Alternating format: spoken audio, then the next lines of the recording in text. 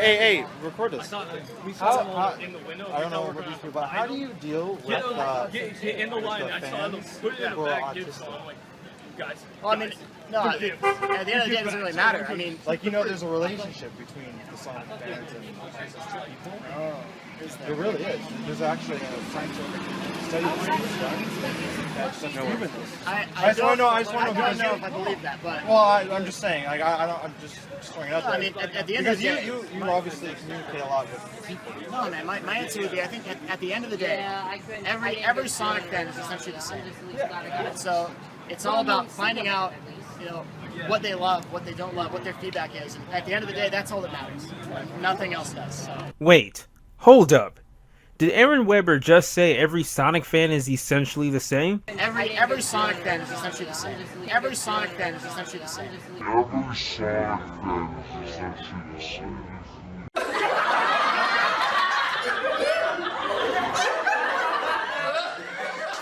Not even close. Fandoms by nature are usually pretty horrible. Get enough people together who like something and you'll quickly find their personal opinions clashing violently. Have something that has been around long enough or had enough changes in its lifetime, and you'll find yourself with a fan base divided and constantly at war with itself. However, of all the fandoms out there, the Sonic fandom is easily the worst of them all. There's just no competition. No fan base is as mind-shattering as the Blue Hedgehog Zone. It's what we like to call a broken base. A broken base is a fan base so utterly unpleasable it's pointless to even try. But even amongst other broken bases, Sonic stands out. It's that bad. What happened? How did we get to this point? Why is the Sonic fandom a writhing, screaming nightmare? It's a question many have asked and some have even partially answered. But only partially, because it takes a lot to get a fandom to this point of unsalvageability.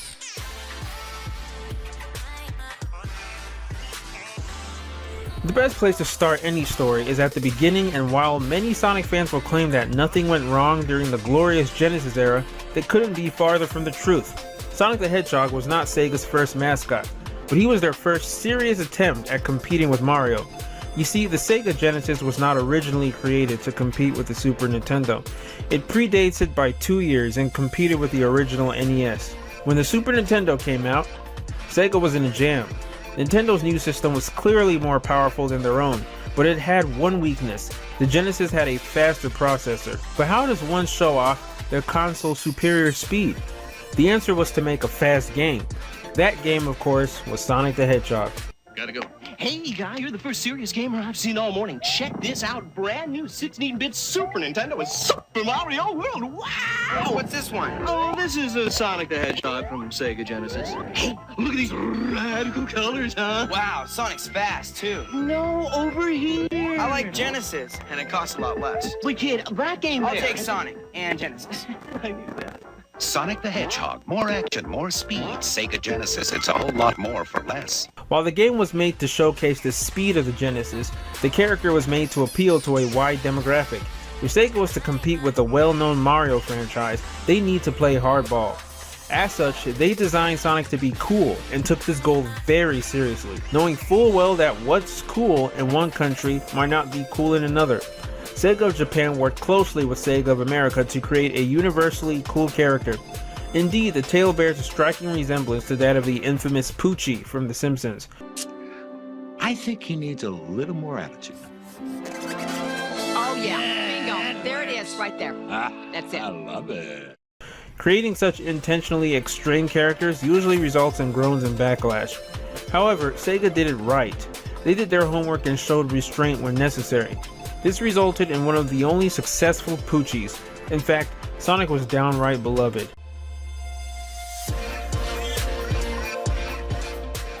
With all this in place, Sonic proved to be a success. Not only was the character cool, but the game itself was a truly unique twist on the platformer genre and didn't feel like just another Mario clone. It wasn't long before companies were propositioning Sega to let them put Sonic on everything, including giving him his own cartoon and comic. This is where things get interesting. The story presented in the Sonic games was nothing more than mad scientist traps animals and robots, Sonic sets them free and runs fast. A sparse plot open for interpretation. Was the villain comical with robots perhaps powered by hamster reels? Or was he a threat to organic life? Was the world silly and cartoony, or did the factory stages suggest something more grim? It's amazing how many different ways one can interpret the world of Sonic the Hedgehog. Now, Sega knew that what was cool in one place of the world might not be cool in another, and as such, they let each country form its own continuity so that they could better serve Sonic's coolness.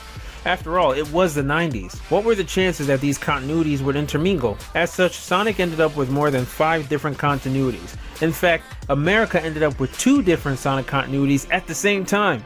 On one hand, you had the lighthearted and silly adventures of Sonic the Hedgehog, which portrayed Sonic as a mix of Bugs Bunny and the Roadrunner. On the other hand, you had Archie Sonic the Hedgehog and Sonic SatAM, which portrayed Sonic as a freedom fighter in a grim world being overtaken by an evil mastermind, and gave him a sizable cast of characters. These weren't the only continuities either. Europe had its equally grim but decidedly different Fleetway comics, as well as a series of light novels, while Japan had all manner of manga, one of which even portrayed Sonic as a normal schoolboy who transformed into a blue hedgehog. This would serve to be one of the first major fractures in the fanbase's stability. Even before the internet, there were many arguments over whether weekday or weekend Sonic was better. Once the internet opened the international floodgates, the fervent fanbase began to intermingle.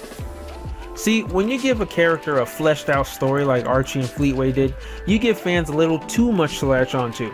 It makes them less susceptible to change. The more characters you add to the story, the worse it gets, as well as fans may grow to love some of these added characters. Nintendo's Shigeru Miyamoto intentionally avoided this, actively claiming all his games have no continuity, as he doesn't want story to prevent him from doing whatever he wants to with the game. But Sonic had multiple stories now, all clashing with one another. Things got worse when Sega decided to start adding real stories to the games as well. It left a lot of people annoyed, not only because the continuities they had grown to love have been thrown out the window, but so had the characters they had grown to love as well.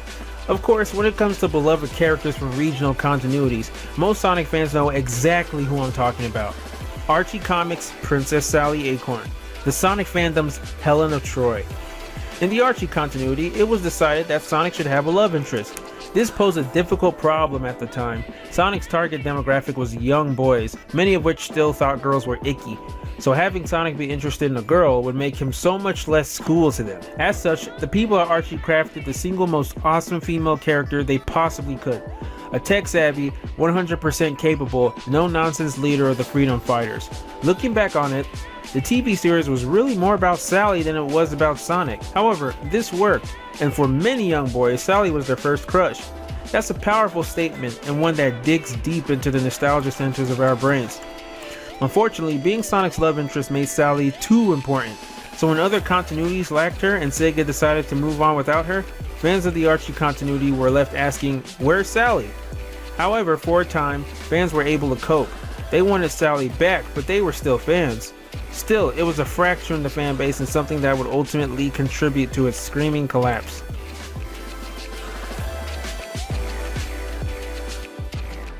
As I had mentioned earlier, Sonic was created for the sole purpose of promoting the strength of the Sega Genesis. However, the Genesis would not last forever. Sega's next big console was the Saturn, a 32-bit disc-based powerhouse capable of incredible 2D graphics. Unfortunately, this generation brought a kink in those plans: 3D polygonal graphics, widely touted as the future by many companies and gaming magazines. 3D graphics allowed for exciting new experiences and many things that were just not possible in 2D. Everyone was excited to see their favorite franchises make the big jump to the third dimension in the hopes that it would make everything even more awesome. There was just one problem: the Saturn kinda sucked at 3D. In retrospect, it seemed like the logical choice would have been to flaunt the Saturn's superior 2D capabilities the way Sega had with the Genesis Speed. However, that just wouldn't have flown back then. We were stupid back then. 2D was old while 3D was new, and that's what we wanted. While the thought of a 2D Sonic that pushed the Saturn's capabilities to their limits is downright drool-worthy in retrospect, if it had been released back then, it would have been an admission of defeat from Sega. No, Sonic had to make the jump to 3D. That presents plenty of other problems. Sonic, Sega's living tech demo, would now be flaunting the weakness of Sega's latest console rather than its strengths. We weren't even sure if the 3D graphics of the era were capable of handling Sonic's signature speed on any console. But perhaps more than that, how do you make Sonic's gameplay work in 3D? This left companies floundering to find a way, and we ended up with a number of bizarre experimental attempts at a 3D Sonic. We saw a pre-rendered isometric world in Sonic 3D Blast. We saw limited polygonal race courses in Sonic R. We even saw a miniature world for Sonic to explore in Sonic Jam.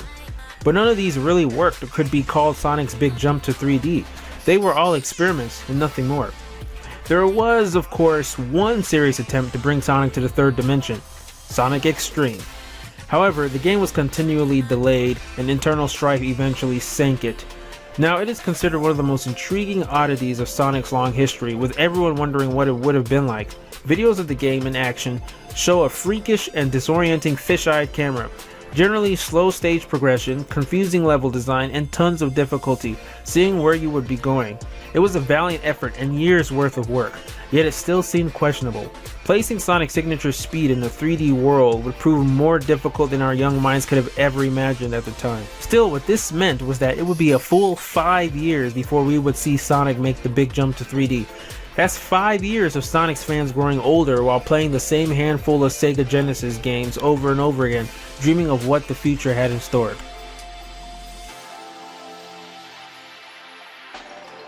Five years after the release of Sonic & Knuckles, gamers finally saw Sonic make the move to 3D on Sega's newest console, the Dreamcast. Clearly the product of years of development, Sonic Adventure broke new ground in many ways. The graphics were incredible for their time. It features 6 different characters, each with their own storylines and playstyles, an explorable hub world, numerous side activities, and a fleshed out, fully voiced storyline. There was absolutely no other platformer quite like Sonic Adventure, and it blew us all away. Unfortunately, the changes it made were radical and would cause numerous cracks in the fandom's foundation. For starters, the entire cast was redesigned for the new era. While one would think this would cause a massive uproar from purists, at the time it didn't. Not yet, anyway. The redesigns were done incredibly well, making the characters look more awesome than ever before without making them unrecognizable. For the most part, they were just added details, more consistent artwork, and proportion tweaks. Amy received the most drastic design change, but considering how ridiculous her original design looked, not a single person complained. The game design was a little more questionable though. There were many just hold forward segments, moments where control was almost completely removed from the player. Sonic himself only made up 1/6 of the game, with 5 other characters having almost as much screen time as him. The camera proved to be a problem every now and then, and odd glitches like falling through the floor were a bit more common than they should have been. However, the game's strengths made up for its weaknesses, and it proved to be a good first attempt at Sonic in 3D. Unfortunately, circumstances prevented Sega from ever topping Sonic's first 3D outing. Its direct sequel, Sonic Adventure 2, was developed in a much shorter amount of time than the original, and as such, it proved to have even more camera issues and glitches than the original, on top of forcing players to play as other characters when they didn't want to. One misstep doesn't destroy a series though. Fans gritted their teeth and squeezed enjoyment out of it and hoped the next one would be even better. Sadly, this was when the worst thing that could possibly happen to Sonic did. The Dreamcast died, and Sega stopped producing consoles. Without a system to flaunt and a development team that knew it inside and out, it would be difficult to continue on. However, Sega tried with Sonic Heroes. The concept was solid, a good old-fashioned stage-based Sonic, but in 3D and with a team of 3 different characters. Each character had their own unique abilities, and you switched between them on the fly in order to overcome various obstacles. The problem occurred when Sony decided to interfere. According to legend, Sonic Heroes was originally going to be on GameCube and Xbox only. However, Sony told Sega the same thing that they had told Capcom numerous times. Release this on PlayStation 2, or you'll never be able to release games on a Sony brand console ever again. The PS2 was the dominant console that generation, and being prevented from releasing titles on it could doom a company. However, Sega was terrible at programming for the PS2. They had even produced a number of Dreamcast titles in the past that flat out could not be done on PS2. But now Sega had to take a title they had already partially finished and move it from its own proprietary engine to something that could easily be ported to all 3 consoles, renderware. This sudden engine shift probably put them far behind schedule and messed up any chance to really polish the game as much as it needed to be. This caused Sega to produce yet another sub-adventure title. With 2 titles in a row being playable but not as good as the now aging Sonic Adventure, fans were beginning to grow concerned. Not only had their problems with Sonic Adventure's game design not been ironed out, they were getting worse. The cracks in the fan base were beginning to show as the fans questioned many design elements and the growing overabundance of characters. The games were still playable though, But in baseball, it's 3 strikes and you're out, and the last thing Sonic fans expected was to be hit over the head with a baseball bat.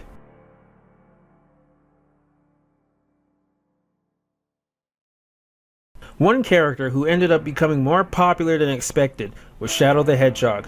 Essentially an evil Sonic, Shadow made his debut in Sonic Adventure 2.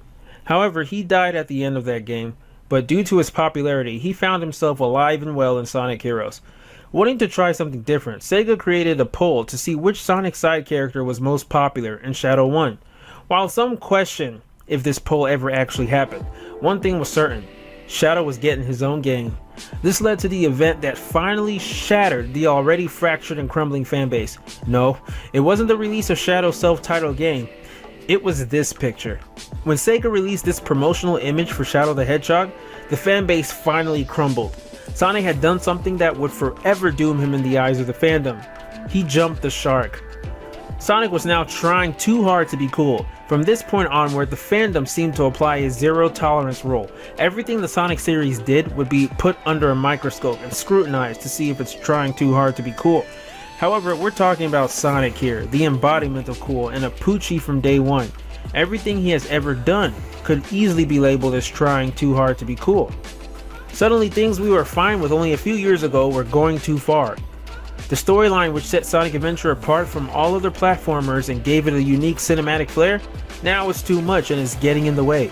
The side characters who helped provide a colorful and varied cast and fleshed out Sonic's world, now they're stealing the spotlight and ruining the game. The unique real-world base setting now is terrible because it's not what we grew up with. Even Sonic's exceptional redesign was considered going too far.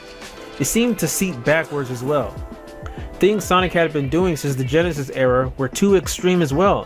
When Sonic Riders was released, many reviewers spent an entire page complaining about Sonic being on a hoverboard when Sonic has been boarding since Sonic 3. With the leap to next gen, however, Sonic fans were willing to give Sonic one more chance. Sadly, this last chance is what nailed the coffin shut. In 2006, a game simply called Sonic the Hedgehog was released on the Xbox 360 and PlayStation 3, and with the restrictions of the previous generation's less powerful consoles gone, Sonic fans hoped this could bring about a true revival to the series.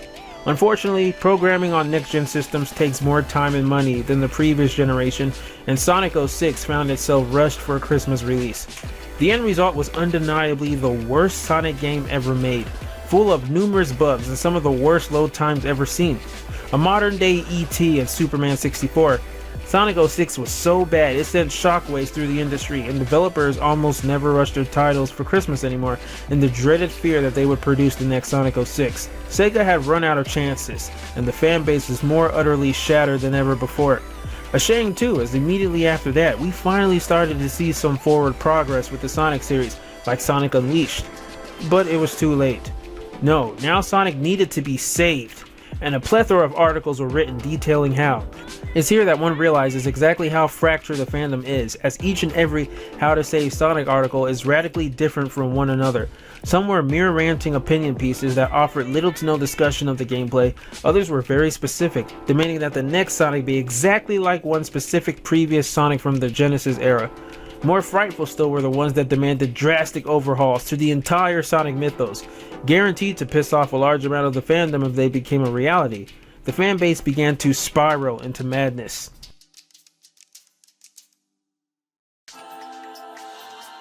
So here we are, the Sonic fanbase is finally broken beyond repair. However, our story is far from over. But before we continue, let's recap, because it's here we find the answer to the big question asked in this article. Why? Well, the answer is not so simple. Numerous events throughout Sonic's long history caused cracks in the fanbase. Many of these events were not bad at all. They were often justified and made good sense at the time. Meanwhile, some events were outside of Sega's control. Regardless, they were all things that added a bit of conflict to the fandom. The only reason things stayed civil for so long was due to the fact that everyone could agree that the games were great. One cannot overstate the effects of Sonic practically skipping a console generation though. In those 5 long years, the nostalgia linked to the older Sonics became more and more powerful. Our glasses were becoming increasingly rose-tinted. The consistently high quality of Sonic's previous titles served as the foundation for the fandom. Once Sega started making mistakes in the 3D entries, it weakened that foundation. On top of that, it further divided the fandom as some had a higher tolerance for the game's issues than others. This caused much of the fanbase to be divided on which 3D Sonics were good. The shark jumping of Shadow the Hedgehog was what finally did the fandom in. It was a paradox of sorts. The embodiment of cool was trying too hard to be cool and now needed to be less cool, which would in turn make him less Sonic and thus piss off the fans. Sonic's own coolness was his downfall, or rather, the fandom's downfall. What this ultimately means is that the fandom is now split very harshly. Sonic means so many things to so many people, and everyone wants Sonic to return to his roots. However, every single person has a different definition of what counts as Sonic's roots. It's an unwinnable battle.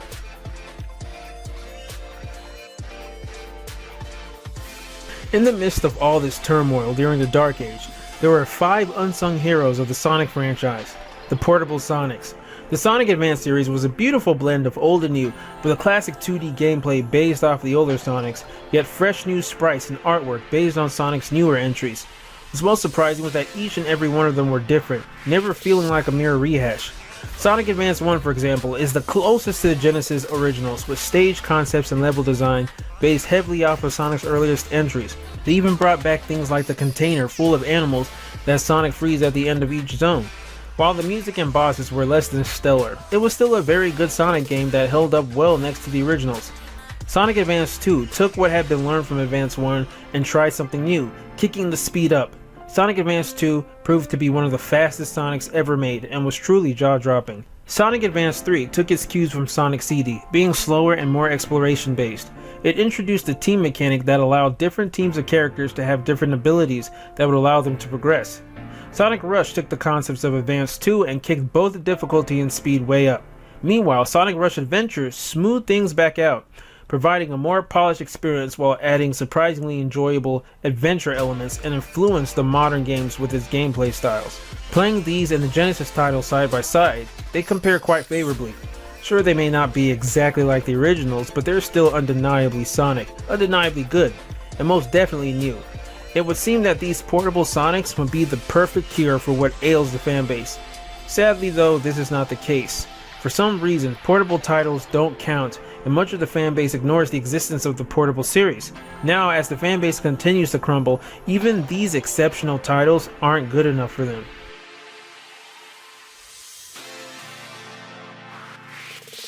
With the fandom spiraling into a shrieking madness and spewing increasingly bizarre theories as to how to save Sonic, many fingers tend to get pointed. Everyone had a theory as to what exactly was ruining Sonic. Was it the overabundance of characters? Was it the increasingly overblown storylines? With everyone asking why, Sega revealed the horrifying truth. Well, the kids seem to like it. Except that truth isn't horrifying at all. In fact, a sane person would call it blatantly obvious. Sonic is a blue hedgehog. Of course children are his target demographic. But Sonic fans are far from sane at this point. They took this as a revelation. Sega openly admitting that they market Sonic to kids means they're taking advantage of them. The theory is that kids don't know any better and thus Sega can produce complete garbage and the kids will still love it because they're stupid. More than that, kids have no appreciation for Sonic's long history or staying true to his roots. As such, kids became the prime scapegoat for everything anyone didn't like in a Sonic game. This is both sad and hilarious. Here we have people in their 20s and even 30s arguing with children about a blue hedgehog. What's more, in a sort of sick ironic twist, the kids actually want the Sonic series to be less childish, while the older fans want it to be more childish.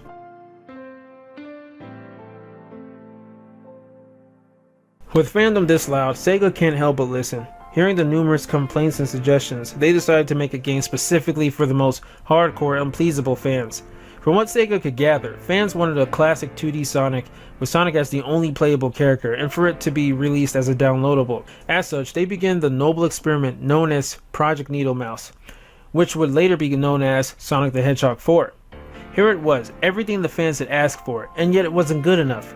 Some fans complained about the lack of side characters, some complained that it looked too much like the Genesis games and felt lazy, while others complained that it didn't look enough like the Genesis games.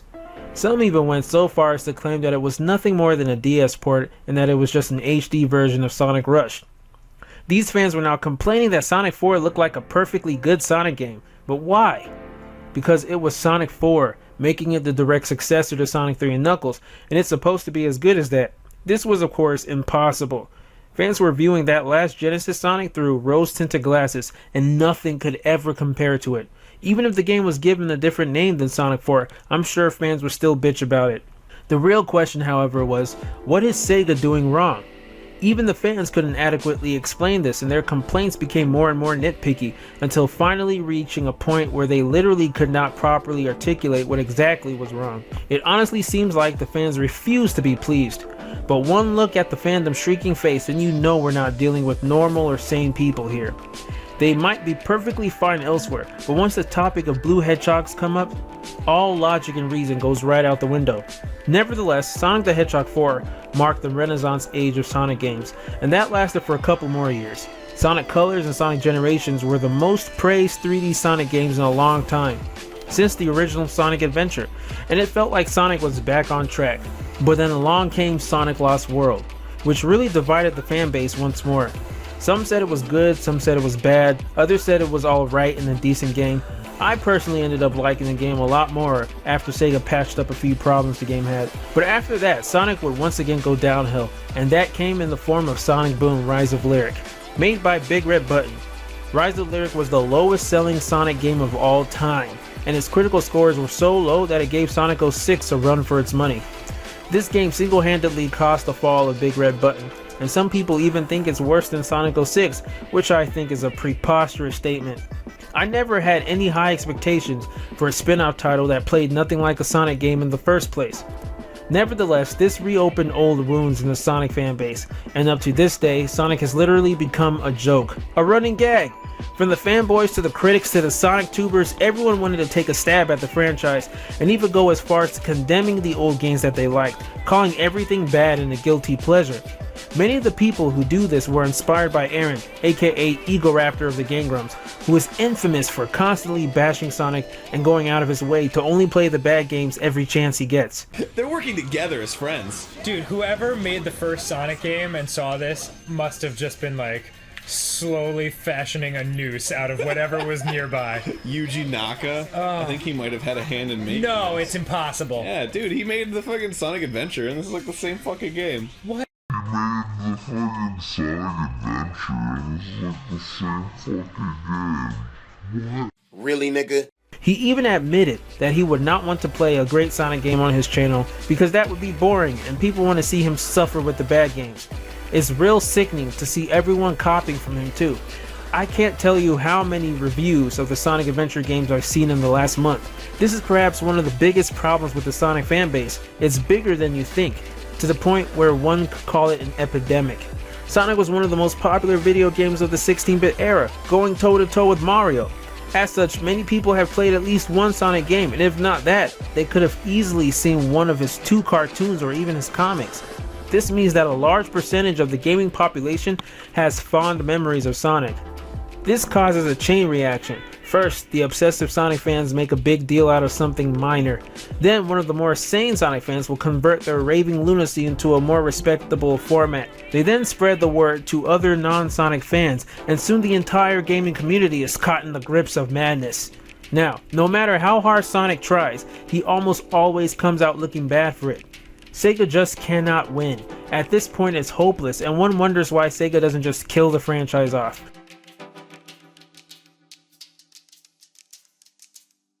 So then, why doesn't Sega just quit making Sonic games? The answer is simple really, because Sonic still sells. Sonic is still a big source of Sega's profits, and as such, it would be stupid to kill off the franchise. The fandom loves to blame children for why bad Sonic games like Sonic Boom are made. It's true that they are the main reason why that game was created, however the fandom believes this is because kids are stupid and have no taste. In reality, it's because Sonic is one of the better kids games out there. This is a problem that has plagued the industry as a whole. As longtime gamers get older and graphics get more sophisticated, we find ourselves with more and more mature rated games. It has gotten to the point where if one were to look at the entire Xbox 360 or PlayStation 3 game library, they'd find barely a handful of E-rated titles, and more than a few of them make even the worst Sonic games look good by comparison. This is something Nintendo has noticed for a while, and has been a large part of their business strategy. At this point, Nintendo is practically the only company producing quality, kid-friendly titles. With a few exceptions like the Ratchet & Clank series, most other E-rated titles are lackluster licensed cash-ins. Nintendo alone is not enough to satiate the gaming appetite of kids, and whether you like it or not, Sonic is often the next best thing. It's more than that though.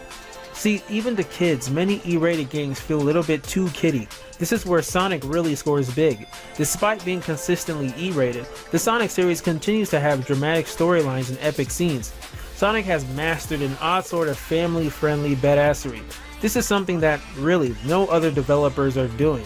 They've become so focused on catering to a much older demographic that they forget that kids still play video games. Yes, one could make the argument that this allows Sega to slack off, but this is only because Sega has almost no competition. It's also here that one has to realize the harsh truth of the matter. Who are the real Sonic fans? Is it the fickle, unpleasable, goalpost-moving hardcore Sonic fans who will write endless petitions and boycott a game at the drop of a hat? Or is it the kids who buy and enjoy every Sonic game Sega puts out? Well, who are the ones keeping Sega in business? Is it really any surprise that Sega prefers to cater to kids? No, it isn't. All one needs to do is step back and look at things from an outside perspective. Put aside your opinions and put yourself in Sega's shoes. Video games don't grow on trees. They cost thousands upon thousands of dollars to make and countless man hours to build. Video games are a business, and that means you have to make money. Yet, despite all of this, Sega still tries to do something for the hardcore fans. As much as they like to claim that Sega has abandoned them, they really haven't. This past October, a Sega marketing director apologized for previous failures of the franchise and promised that upcoming games will be more inspired by how the series played in its heyday. Whether the fanbase continues to be broken or not, Sonic the Hedgehog isn't going anywhere. It's here to stay, for better or for worse. As we've entered the year 2016, this marks Sonic's 25th anniversary, and there are a lot of high hopes I have for Sega to release another great anniversary title like Generations. So to all you cynics who continue to say that Sonic should die, I hope you all realize that, like Bugs Bunny, Mickey Mouse, and Mario, this blue hedgehog will outlive us all.